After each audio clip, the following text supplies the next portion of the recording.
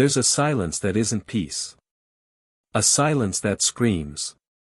You sit still, eyes closed, trying to find yourself, but all you find are the same loops of thought, the same wounds repeating themselves in different disguises.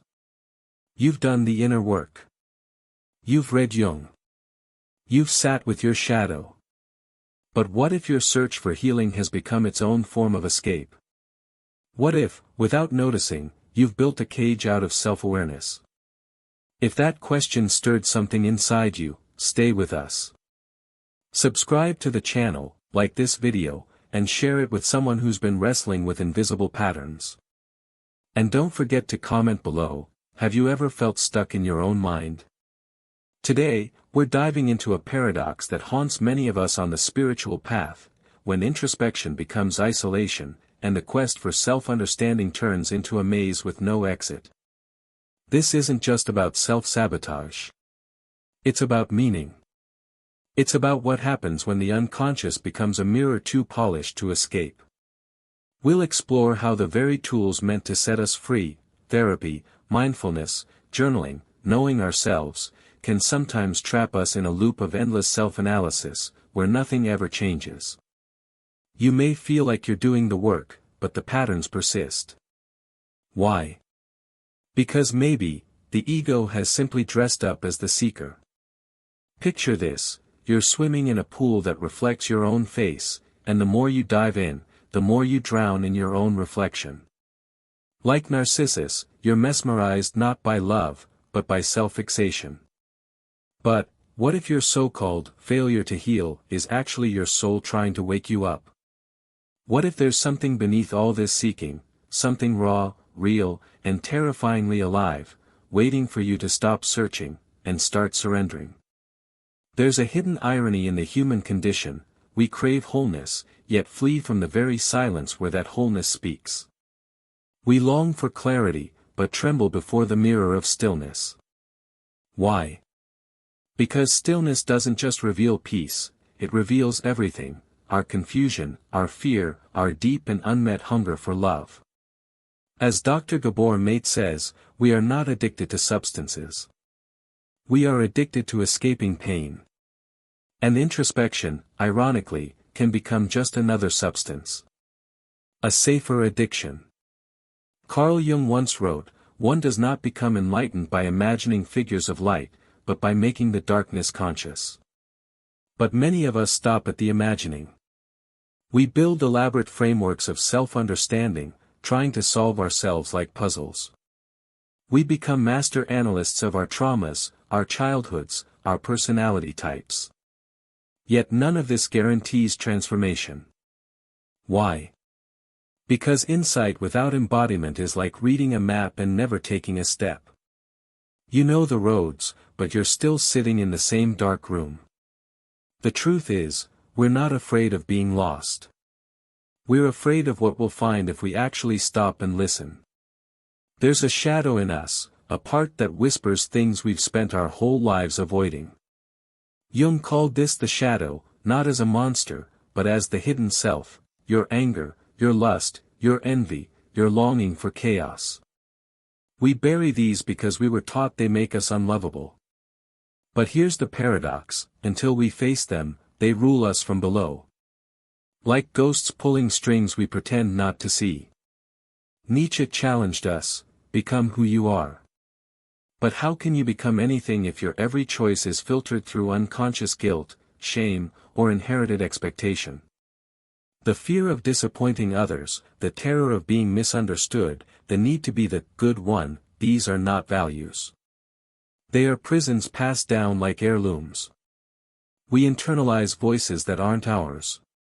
We live lives that aren't ours. And we wonder why it feels like something's always missing. Our desires are often not truly ours. We sabotage our success, our relationships, our peace, because part of us has been conditioned to believe we don't deserve it, or that safety lies in familiar suffering. It's not logical. It's emotional. It's primal.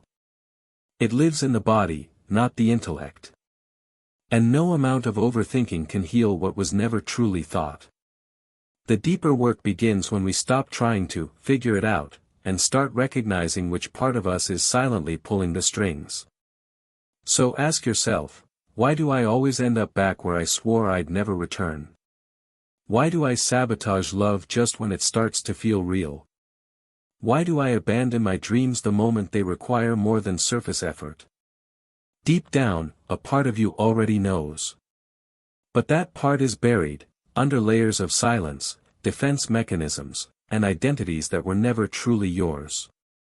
We spend years blaming the outside world, a breakup, a failure, a disappointment. But what if the true battlefield isn't out there? What if the chaos in your life is rooted in unprocessed pain, echoes from your childhood, patterns inherited without question, wounds that were never allowed to speak? As Gabor Maté says, the question is not why the addiction, but why the pain. Your compulsions aren't defects, they're messages. We wear masks so well that we forget they were meant to be temporary.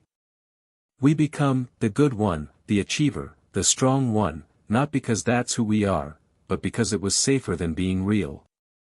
Safer than being messy. But the self you present to the world is only a fragment. Carl Jung called what we hide the shadow, the rejected parts of ourselves, anger, desire, grief, wildness, that we were taught to suppress in order to survive. And here's the paradox, what isn't acknowledged becomes your fate. Sometimes, what you call destiny is just the repetition of an unseen trauma. You think you're choosing freely, but you're not, you're reenacting. Over and over again. Different characters. Same script. You call it bad luck, or karma, or just how life is. But what if it's none of those? What if it's simply a loop, waiting to be broken? And breaking the loop doesn't mean fixing yourself. It means being willing to see, without turning away. It means holding eye contact with your own discomfort and asking, what part of me is still stuck in a moment I never got to complete? Whose voice is still shaping my worth? Because until those pieces are brought into the light, they will keep running the show from the shadows. Here's the uncomfortable truth, freedom doesn't come from becoming someone better. It comes from becoming whole. That means no longer abandoning the parts of you that don't fit the performance. It means embracing even the aspects you were taught to feel ashamed of. The inner confrontation is brutal, but it's the first breath of a life not driven by fear, image, or validation. It's the beginning of truth. Here is where everything begins to shift, not through miracles, but through honesty. Not through control, but through presence. The turning point isn't a loud moment. It's quiet.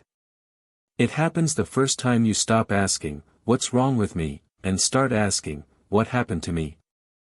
That simple pivot, from blame to curiosity, changes everything. Transformation isn't a glow-up. It's not about fixing yourself or becoming a perfect version of your personality. It's about facing what hurts without needing to escape it. It's about meeting your shame, your grief, your anger, and saying, I see you. I'm not running anymore. That is self-responsibility. Not guilt. Not shame. But the sacred act of recognition.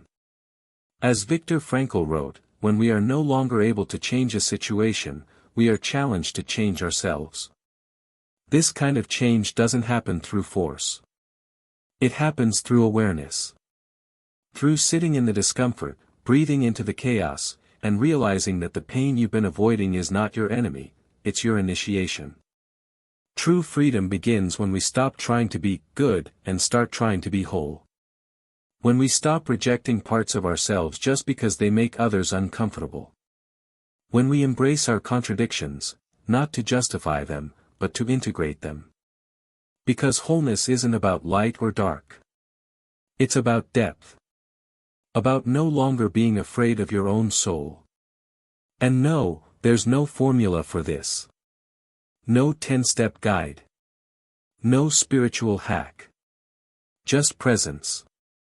Just daily, conscious presence with the parts of you that were once exiled. The process isn't linear. It's a spiral. Sometimes you'll revisit old pain and think you've failed. But you haven't. You're just deepening. Seeing more clearly. Softening instead of hardening. Because change doesn't happen when you punish yourself. It happens when you recognize yourself.